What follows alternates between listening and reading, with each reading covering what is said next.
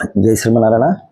యాం he నా విదయంతే తే పురుషం పురుషర్షభా సమదుఃఖ సుఖం ధీరం సో అమృతత్వాయ కల్పతే.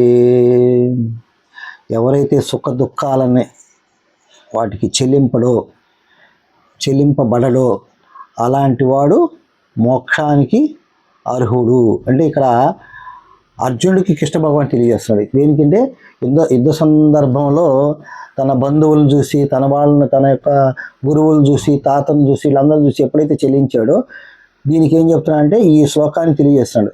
ఎవరైతే విషయేంద్ర సుఖాల వల్ల చెల్లించడో వాడు ఖచ్చితంగా అమృతత్వాన్ని పొందుతాడు.